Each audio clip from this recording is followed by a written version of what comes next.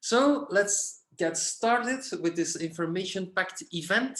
And I would love to go to our first speaker, Eknir. Please, if you are here, show your face and talk to us. Hi. Hey, there you are, my friend. How are you doing? Well, it's been like very busy last day, and I'm very excited about everything, but I'm doing well. Yeah, how much sleep did you get like the last couple of nights? The last night I went to bed at a decent time, but before that it was like 3 or 4 at night. But yeah, it's good. Awesome. So if I'm correct, you have prepared a presentation for us? Yeah, I think so. Okay, let's dive into that. Right. Now you're supposed to see my screen, right? Yeah, exactly. We see your screen. Now it's in full screen mode. And now you don't have any black bars, correct? All right, so let's start with my presentation. Hello world B, and I'm going to explain what is different today from tomorrow, but I meant yesterday. So what is different today from yesterday? Well, first of all, B made it, like we have the first stable version 1.0. I think the developer team right now is like doing really the last things, but in the upcoming, I would say half an hour, the first stable version v1.0 will be released on GitHub and then rolled out later today. So we made it to the base camp, and we have time right now to kind of consolidate and see where we are standing and enjoy the view. So I'm really happy personally about this. I'm really happy to be part of the Swarm team and to like experience this moment with everybody. So yes. And yeah, so about B, right? So if you go to our GitHub, you see this. So for those who have been, I don't know, living under a stone or like maybe tuning into Swarm for the first time. So B is a Swarm client implemented in Golang. It is the basic building block for the Swarm network, which is a private, decentralized, and self-sustaining network for the permissionless publishing and access of your application data. So B was the third iteration actually of this whole Swarm project. B consists of more than 100,000 lines of code created by 1,201 commits, and the B project itself started a little bit more than a year ago, but again, the B was already the third iteration. And B received contributions from 36 contributors. So this is much bigger than our team. So we also have open source contributors. And B, of course, is not the only repository that we have. We have in total, as a Swarm, we have 121 repositories that all work together into creating this Swarm network. But B definitely is a very important one because it contains the client code that's right now people all around the world can run and are running already. B is there for node operators to join the Swarm network and put their storage to use for the Swarm network. B is there for web developers to make decentralized applications. And above all, I would say B is there for anybody who wants back the digital freedom. So, hello world, B. And what is different today from yesterday? Well, the stable release. And then what does this really mean, right? The stable release. Well, for those who have been working with us for the last half a year and bearing with us and trying to keep up to date, you probably know that B so far has been anything but stable. I mean, we have been rolling out the code so fast that we had to break our testing network a couple of times, right? But that's why a testing network is there, is to test and to be broken. But with the 1.0 release, we are releasing it on mainnet, and the mainnet will be stable. But the mainnet also will have the real utility token, BCC. So we're going to see the incentives playing out for real. B contains all the essential features for the Swarm to work. And we provide more stability for developers and for node operators. And I go into each of these points. So the B nodes work with BCC, which keeps node operators honest and ensure collaboration. And we have kind of two subsystems inside the B that are working. So we have the Swarm accounting protocol, which allows node operators to earn money by providing the bandwidth services. And basically it helps everybody to collaborate with each other to route all the requests in the network. And then we have the postage stamps, and this very shortly ensures optimal storage allocation over this big shared network all around the world. Then I think it's important that the node operators earn BCC because they are providing their service, and the end users pay the BCC because they're using the service for the network. And it's powered by the XDAI sidechain. All right, so B also contains all the essential features for Swarm to work.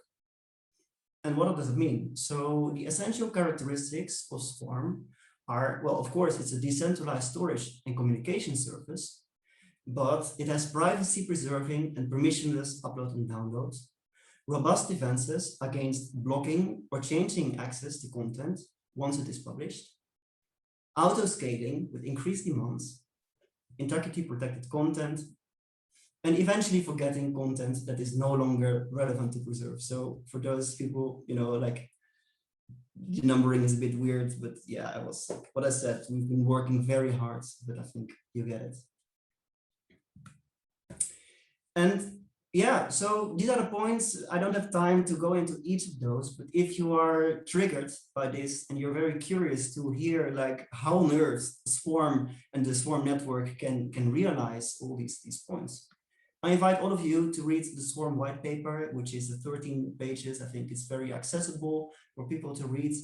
And then if you're really interested and you want to dive even more further and learn more about the vision and the background, you can read the book of Swarm. So both of these papers are recommended to read if you want to know how Swarm has these characteristics, how it works. Then the last part, I already mentioned it, more stability for developers and node operators. So shortly, from this point onwards, we care about your data and we care about not breaking your application. And in practical, this means that, whenever the Swarm network receives protocol updates, if needed and possible, we are going to provide a migration path to migrate your data. If you are using or consuming the APIs or you're consuming the data in the network, it's good to know that all the APIs are versioned. So I advise you to directly reference one of those fixed version APIs. And all the APIs, endpoints, and data structures are supported for at least 3 months, so that will give you ample time to update your application. But of course, Swarm is also a network, and it's a rather complex piece of software that's going to be run all around the world. So we need to also have this possibility to do an emergency response, and an emergency response kind of like, then we cannot adhere, of course, to the 3 months backwards compatibility. But these are only for very critical bugs that would severely impact the retrievability or upload possibility of content in the network, or for those kind of bugs that may cause a loss of BCC for node operators. So these are rather critical, of course, and whenever there is such an emergency, very emergent bug, you can be assured that we will update you as soon as possible. Yeah, and then the last point, I want to mention it as well. Always keep a backup of your data, especially in the beginning. And what does it mean? So we want to have it there for you to be able to repair your data in the network, and also to facilitate migration if this is needed. It's very easy. You should always upload your content with the Swarm pin header to true. And you also keep a local backup of all your data on your own file system. Yeah. Well, let's start B. There we go. Thank you. Amazing, Eknir. I can imagine you feel very excited right now about all this. you know, the only thing that I really want to ask you is what about the airdrop? Because in Discord, you know, there was such a number of questions about the airdrop. So can you shed some light on that? Yeah, I can. I can even shed a slide on it. Oh, you have a slide Well, for that? Yes, here you are.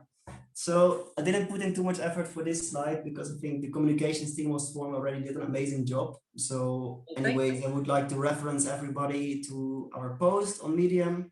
The Swarm airdrop is finishing June 21st. That's the date, so you can all find it with that.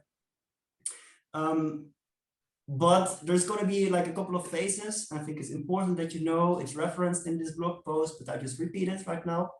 So June 21st, this evening, the trusted nodes stop operating. So these are the nodes who have been running on the girly node and who are kind of gathering who is getting like checks, right?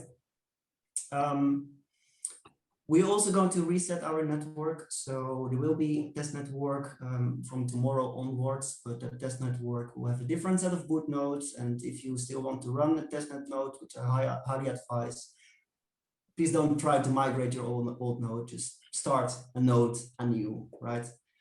June 12th is the last moment to cash out your checks. In June 15, you can see your girly ABZZ balance on airdrop.eswarm.org. July 22, ABZZ freeze, and August the 2nd, BZZ airdrop on XDAI. Awesome. I think it might be interesting to just explain a little bit more. Like, so we're dropping the BCZ on XDAI, right? Not on Ethereum mainnet. Yeah. Can you maybe explain why we are doing that? Yeah, sure. I mean, the whole reason of this airdrop, right, is to incentivize, to ensure that the tokens are there around in the network, and the tokens in the end are there to be used, right? And Swarm, what I already said, we are working with the XDAI sidechain, is operating the Swarm network. So of course we could send this XDAI on the mainnet, right? But then people need to convert it to the sidechain. So just by dropping it on the sidechain, people have it immediately at the place and they can start using it. Yeah, that seems run like, the nodes. like convenient. I'll definitely be doing that in the coming weeks. So Eknir, thank you so much for your presentation and for being here, and especially for the amazing job you did, you know, getting B ready for mainnet launch. Yeah, has been a ride. Thanks. So much.